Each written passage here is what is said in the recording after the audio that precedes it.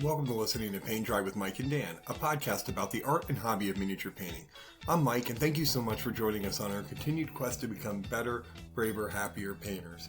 So today, we have an interview we conducted a little bit back with Robert Carlson from Rogland Studios, who's a fantastic artist who does a bunch of box arts and miniatures or Kickstarters, etc. It was really great talking to him and really appreciate him taking the time. And we're not going to do any real big fluff or filler for this. We're just going to go straight into the interview. So without further ado, Robert Carlson of Rogland Studios. Welcome to the show. We're so glad to have you on. Thank you very much. Glad to be here. I apologize for the delays in getting you on. It just seemed like every time we turned around, there was a show or, chaos on my world. But thank you for your patience. No worries. Life always get in between stuff like this, so no worries at all. Absolutely. And so, let's start out and give our listeners a little bit of your origin story, how you got into this hobby. Yeah, it was a hobby. It's not anymore, but actually, I used to paint a little bit when I was probably 12, 13, around that age. I painted maybe a year, nothing important, with some friends. And then I think it was 2010, I actually stumbled across those in my attic in a box. And my oldest son was just a baby then. And I was a little bit bored, to be honest. It was summertime, and I also had seen these Space Marines in a local toy shop, or yeah. And so I just connected the two, and I was thinking to myself, maybe this could be fun to just try again and see where it's going. So I did that, and since then I couldn't stop. It was I got really into it. And when I started to Google stuff, because when I painted when I was a kid, there was no internet. So at this time, I just noticed that this world has exploded. A lot of good painters, and I was so inspired. Since then, I've just been painting, basically. Oh, Yeah. fantastic.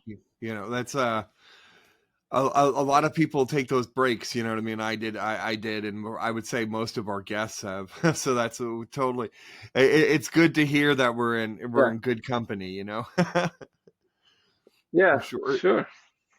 So what kind of made, like, you said you kind of fell in love with and got really into it. What were there any artists, or was there anything in particular that caused you to say, you know what, I want to paint like that, or take my painting to the next level?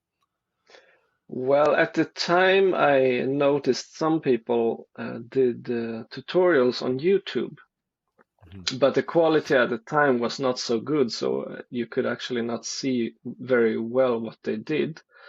But I tried to copy, and I tried to learn just by watching some of those videos. And then for some reason, I stumbled across Miniature Mentor, which is a site with more professional type of recordings of artists who paint miniatures.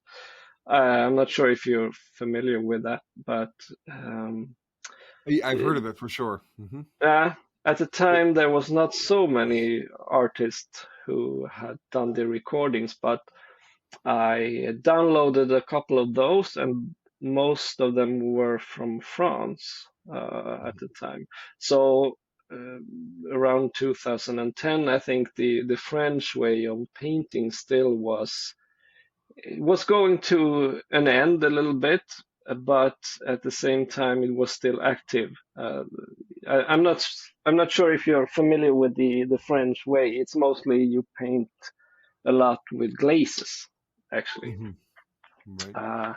So I learned the hard way, because today we don't paint with glazes in the same way as they did in 2005, 2010. So, but it was great fun to see other guys paint. I was super inspired.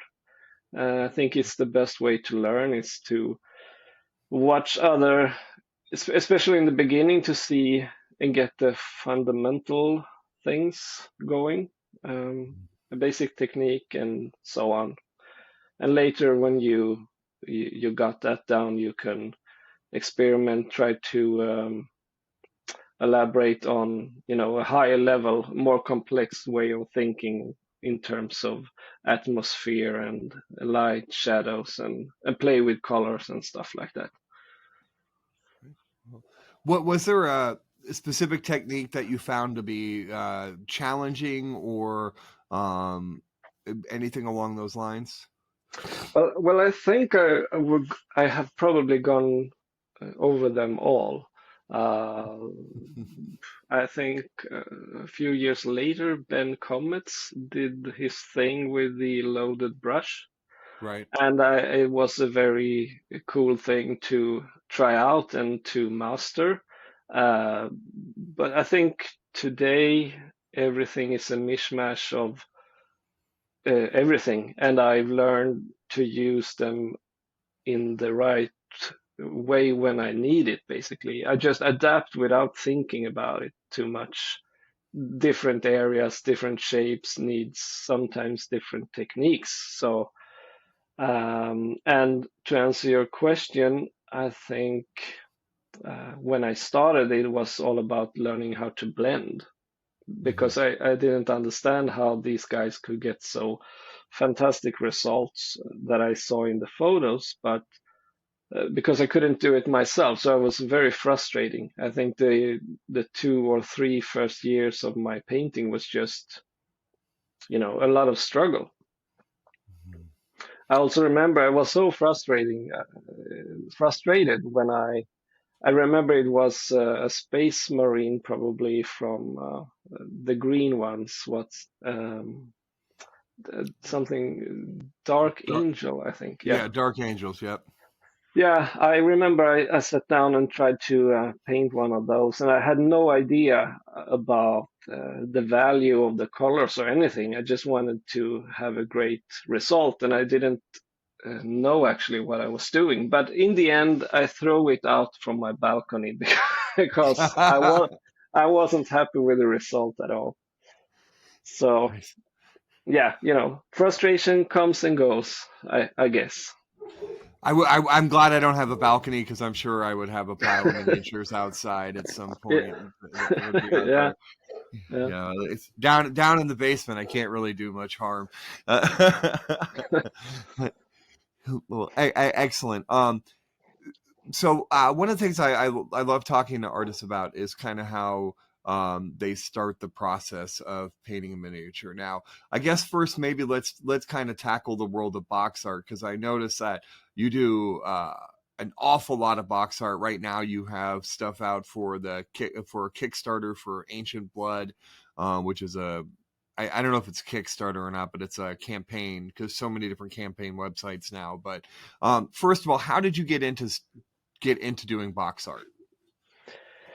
Uh, for me, the journey from 2010, it was pretty natural, to be Mhm, honest. mhm, Because I don't know, when I was a kid, I was always amazed and interested in fantasy art, basically. I remember I went to the library and just watched, looked into books like the Tolkien Bestiarium, I think it was called, great illustrations there.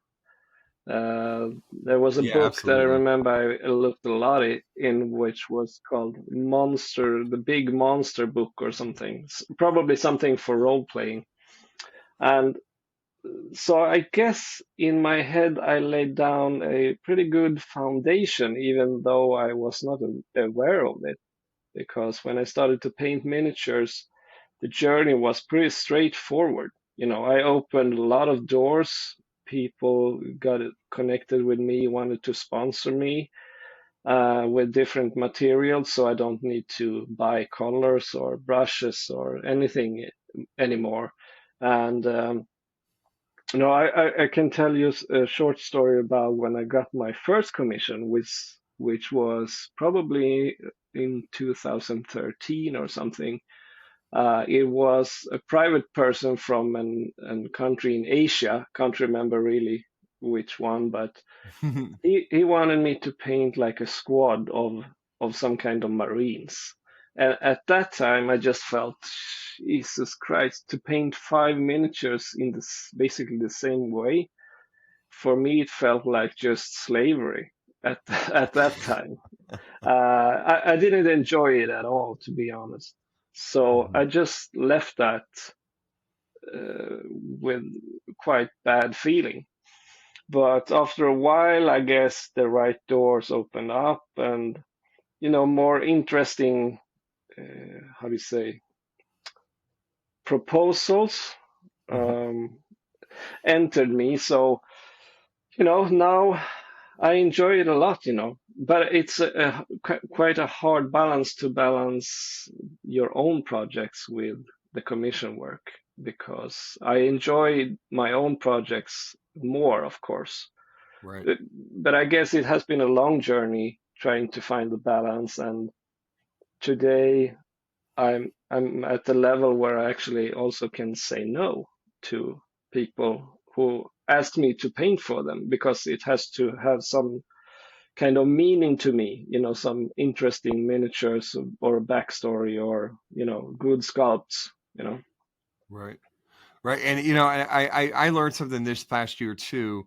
With last year was my first year of commission painting, and I went to do like kind of an inventory of everything I painted all year, and had the realization that 80% of the stuff I painted left my house. Yeah, You know yeah. what I mean? It was like, oh man, that kind of actually put things in perspective for me. And I'm like, yeah, I don't know if I enjoy that. I feel like, and I just I just finished a commission from last year for Smog from Forge World, which is a massive model. And I Hmm. didn't want to hand that over, Yeah, yeah, yeah. You spend so much time and heart into it, and it feels like you're losing a little bit of yourself, I guess. I know the feeling though. Sometimes, yeah. So now when somebody comes to you and they're like, hey, for example, like this campaign that's out there for Ancient Blood, and they're saying, we want you to paint some figures for us. Now, how do you kind of approach those projects? Uh, it's a little bit different because I've painted several games over the years for Cool Mini or Not, and I think it started, 7 years ago or something, and it's all based, especially for games, it's based on artwork. Mm-hmm. They have already decided exactly how they want the miniatures to look, what feeling they are looking for. So they are sending me all the art, and I have to copy what I see in the pictures. And the art is usually made by very respected artists like Adrian Smith or Paul Bonner, or the guys.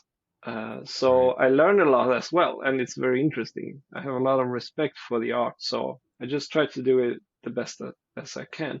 But on the other hand, some smaller companies, or for a box art, maybe there is no art available, and they just trust me to do a good job.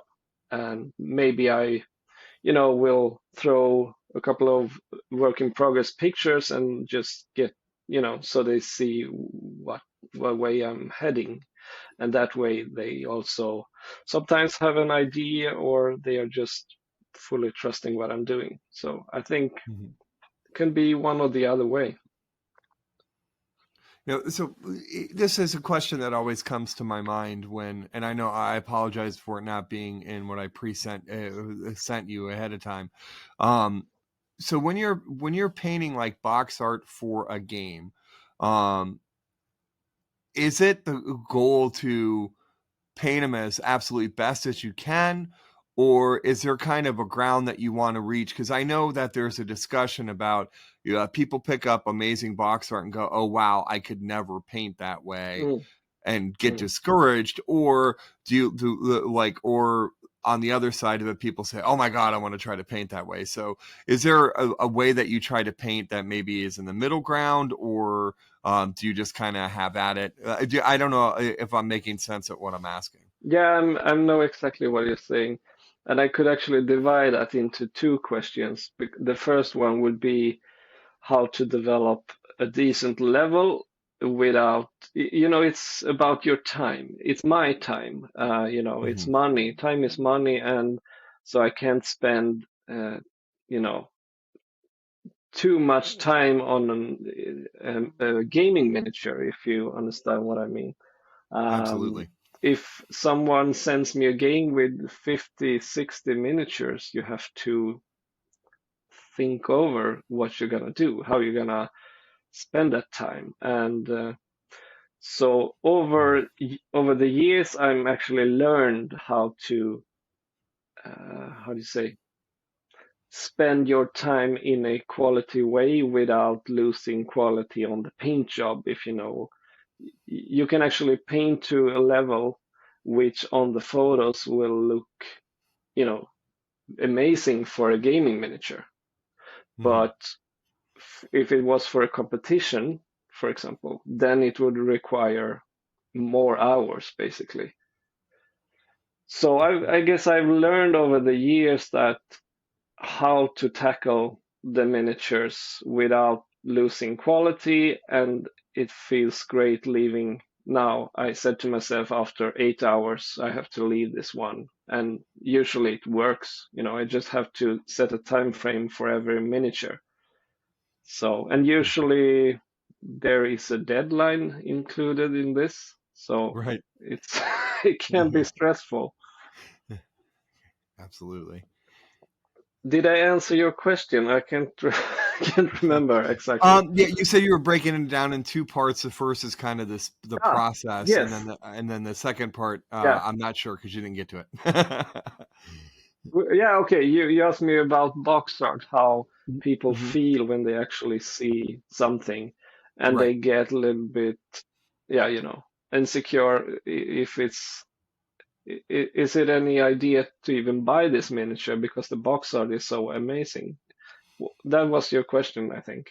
Perfect. Yes, absolutely. Yeah, all right. Yeah, to be honest, I can feel that myself. Even today, when I see a box art, to me, it's like it's already done. I can't do anything. I can do my own version, but um, it's a little bit hard to explain. I think, especially today, when people are doing, miniatures after art. For example, Paul Bonner is an excellent example when someone copied his paintings, and the person doing the box art just copied the painting as well. And then, if you're not sensitive enough, you can just make the viewer, oh, the original is the original. It's very hard to copy Mona Lisa without to add something to the story without destroying. I think you know what I mean. Hmm. Yep. So I think that it's could be a problem if you are has a more complex mind when it comes to miniature painting, or if you have a sense of uh, how to paint on a higher level. Hmm. Yeah, and that's always a question I always wonder too. If you see somebody do something that's like the Carol Ken and I have box art for young Mm, miniatures, you're kind of like, all right, well, he seemed to kind of master that one. I'm not sure what I'm gonna do with it. yeah, yeah. I think in some way you have to reset your mind and start to paint with uh, a fresh mind, so you don't get stuck looking at the box art in your process, because then you will just be disappointed. So I guess get inspired by the box art, by the miniature, but then leave it. Don't try to copy anything, because Kirill's artwork is impossible to, get close to, basically. Right. For sure. So now let's talk more about kind of your personal projects. Kind of how does it like, some people with inspiration, they see a mini they like, they buy it, later on they get inspired and do something with it. Kind of how does it work for you? Is it miniature driven? Is it idea driven, and then you go search for the miniature? How does it kind of work? Uh, for me, I think it's a feeling. It's a when I see a miniature, I know just by looking at it that it's my taste, and I think it looks, you know, uh, yeah, I don't know the words in English, but it feels like it's just talking to me, paint Hmm. me, And sometimes it can be a little bit, how do you say, deceived. Uh, because when I actually started painting, it was not what I expected at all. That can all, I think that's when the miniatures end up in your, what do you say, your shelf of shame or something like that. Yeah, Right. Yep. yeah. But in general, I don't know.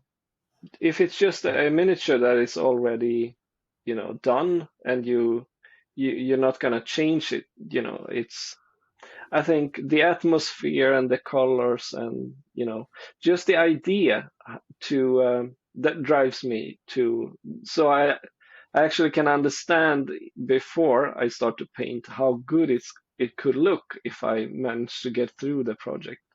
That's something that drives me through a lot, of miniatures, because I get inspired by myself. If I have a good workflow and I'm happy with the result, then you know I'm happy, inspired, and also manage to go through the project.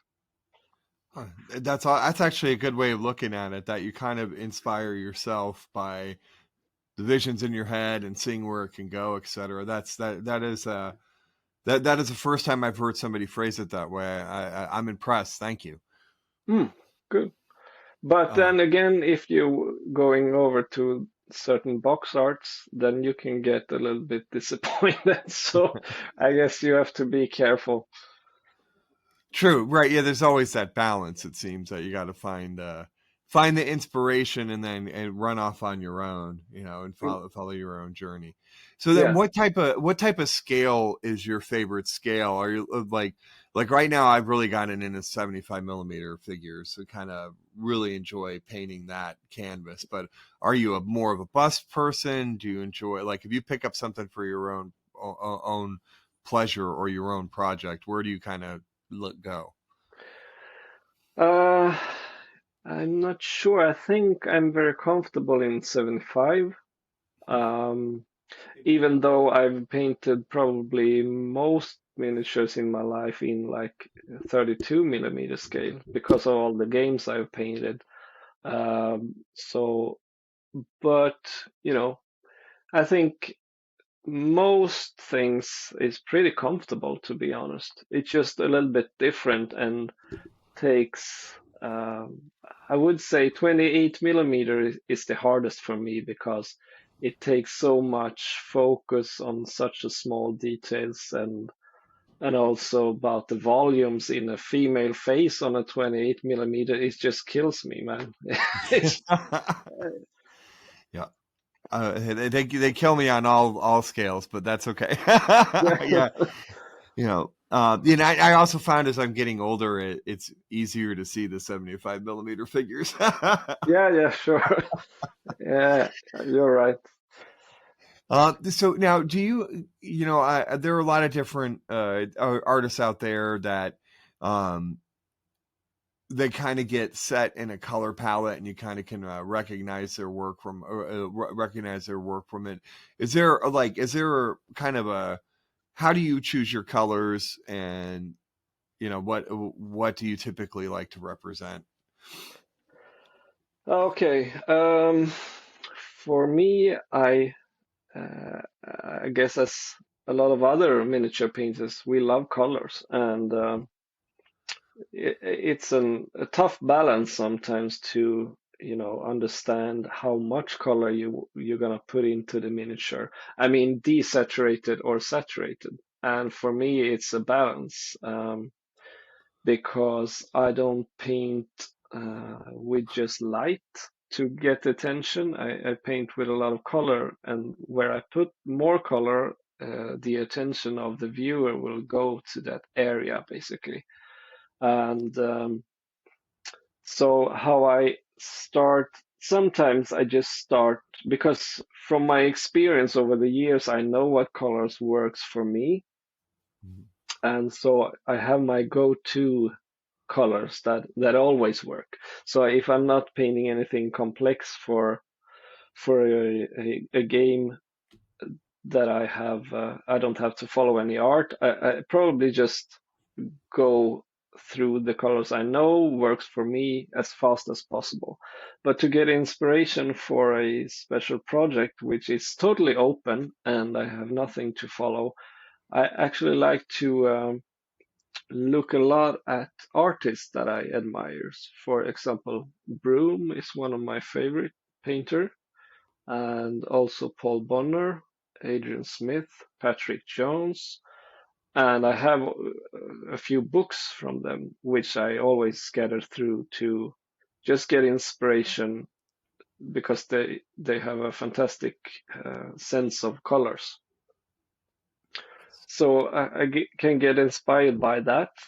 I just look up something that I like and I try to do something similar. And in the end, usually it doesn't look, it was not my purpose and it doesn't look like what they did anyway, because along the journey of painting the miniature, I paint like me. I don't try to paint like Broom or anyone like that. It's just for inspiration. So that's usually what I do. Yeah.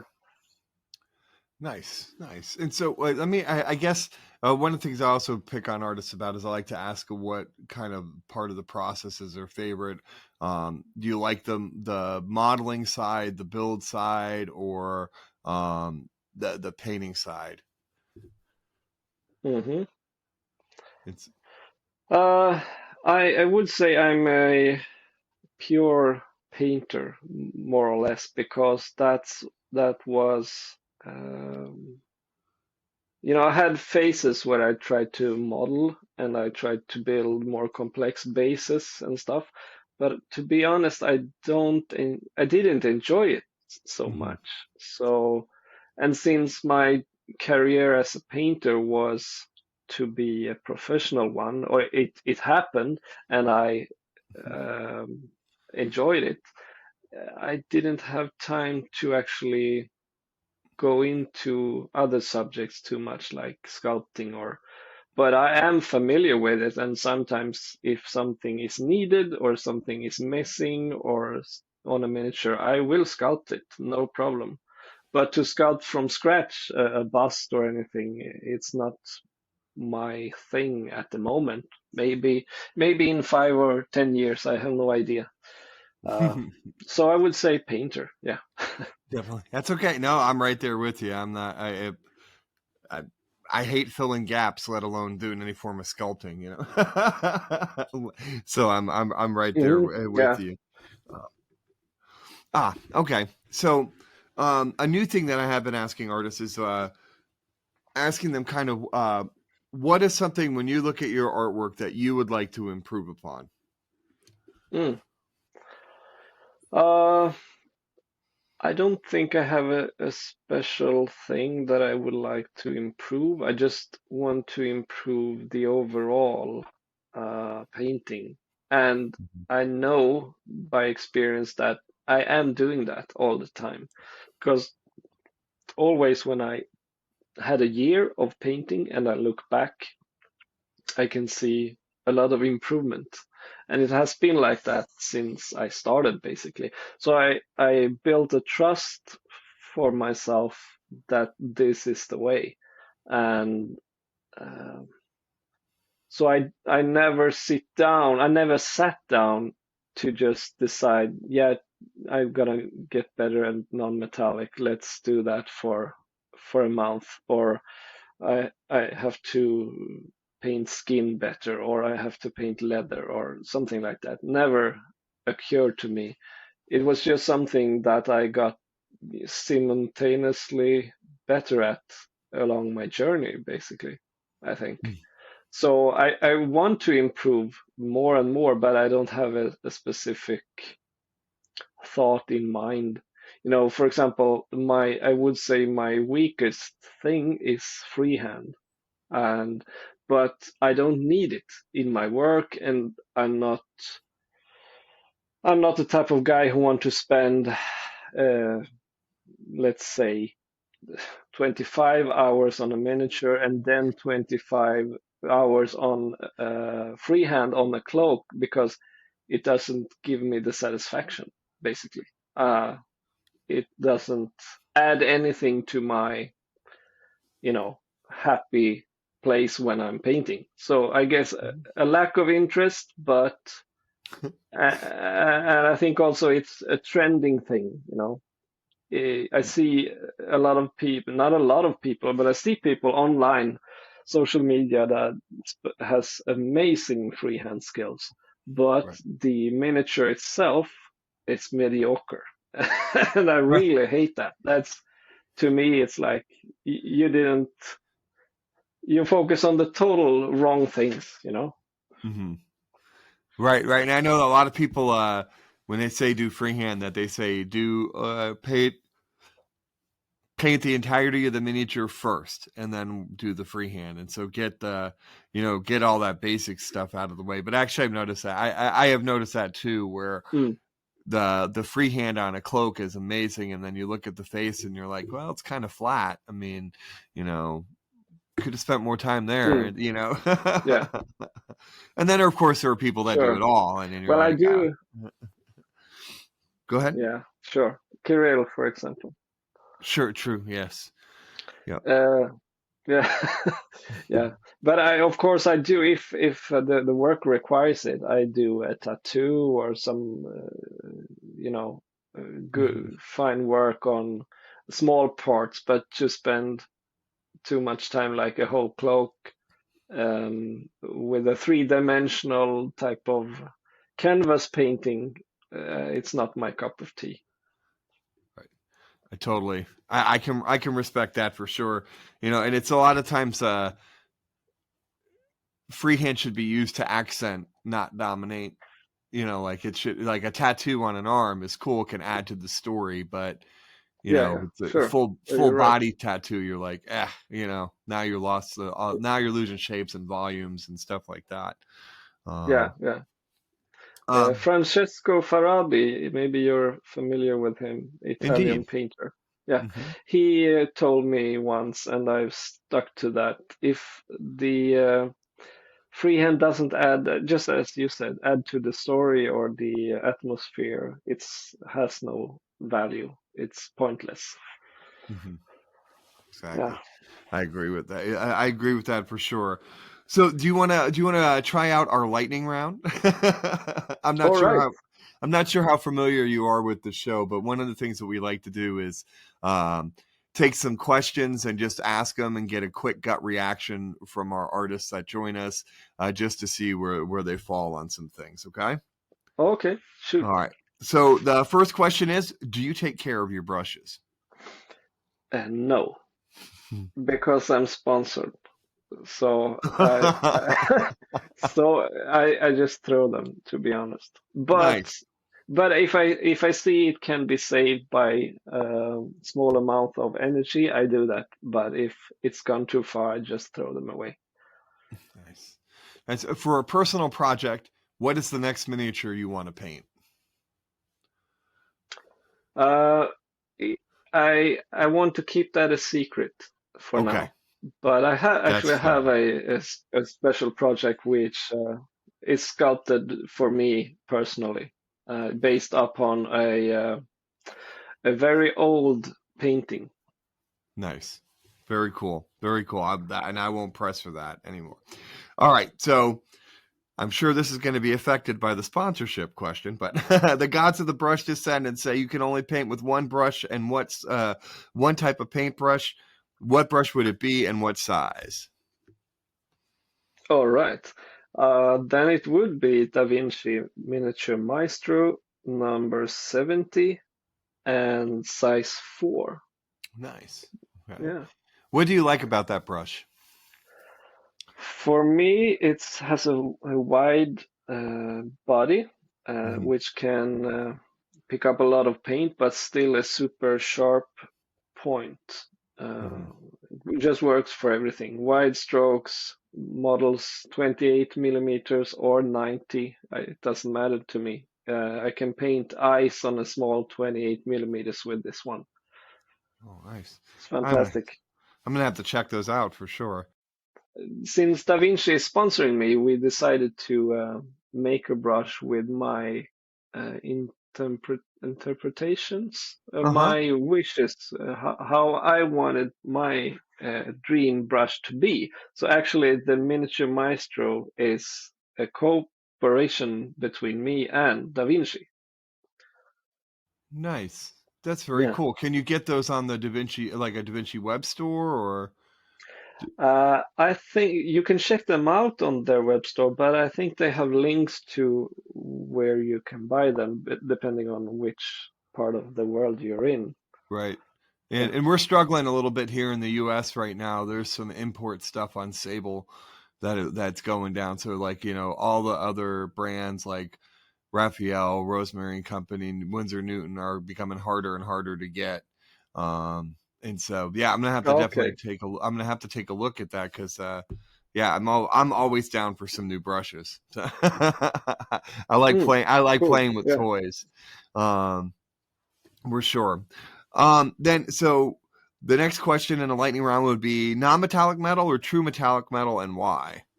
I would say non-metallic because for me, I feel I have more freedom to play around, and it looks more natural in a fantasy setting than true metallic. Yeah. Oh, fantastic. And so now kind of a silly question. When was the last time you mixed up your painting water and your drinking cup? Okay. Uh, I don't think I ever did that, to be honest, because my drinking, no, my painting cup is from like an old pickle jar, or I Hmm. don't know where yeah, from the grocery store. So it doesn't feel, and it's very, very dirty. I've used it for like 5 years, so I would never mix those. Nice. How often do you change the water in it? When it's dirty enough. When it's dirty enough? Yeah, but actually, when it's a little bit, when you can't see through it at all, it's just starting to get up on the walls, Hmm. on the glass, you know. Nice, nice. So what do you prefer to drink when you paint? Uh, I will probably just water and coffee, I would Water. say. Yeah. Coffee. Very cool. Excellent. Excellent. Well, thank you for being definitely a part of our little lightning round. It's just fun, a fun little get to know you kind of questions for the podcast for our podcast listeners. So the motto of our podcast is better, braver, happier painters. Is there some advice that you could give our listeners as they continue their journeys? I think I actually had this discussion. I will go a little bit deeper into it with some friends. And I think it has to do with your personality a lot, how much you actually can devote into this, because it's mostly about time and patience to get better, I would say. You have to be curious. You have to know a little bit, or at least try to understand what you like and go for that. If you have no idea what you like or what you're aiming for, it's impossible. So get good reference pictures of both of an overall artist that you like the paintings from, and also get reference pictures of certain elements like leather, metal, skin, hair, and dig into that and really try to copy what you see. Don't look I mean, you can get inspired by great painted miniatures online, but don't look at those as a first reference. Just have a look at real hair. How does the shadows and light and colors interact with each other on a female, hair strand in the sun? It's pretty amazing. So that would be my greatest tip, to suck in as much as possible. Go to workshop if there's a great artist in your hometown. Look at art. Just Google around. Spend some time on filling your folders on the computer with great references. Excellent, excellent. Yeah, I've been printing. My wall is covered with photos. I kind of, if I put them on a computer, I'll never bring them up again. Yeah. If I find pictures, I just kind of print them out and put them all over the place. Drives my wife crazy for sure. What do you think is the best piece of advice that another painter has given you? I think I haven't gone to too many workshops, unfortunately. I went to a couple way back when I started, and I think I picked up a few things from everyone.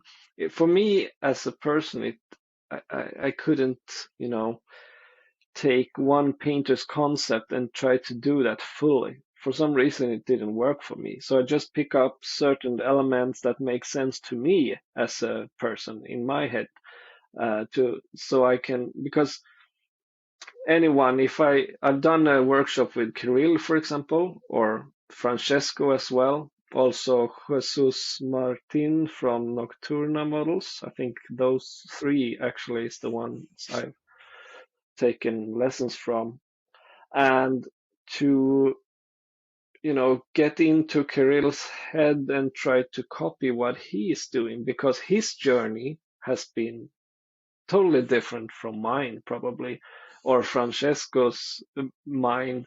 So for me, it was impossible to take their concept and translate that totally into mine. So I have to compromise, because when I was taking lessons from Kirill, my own style and development was so fully for me.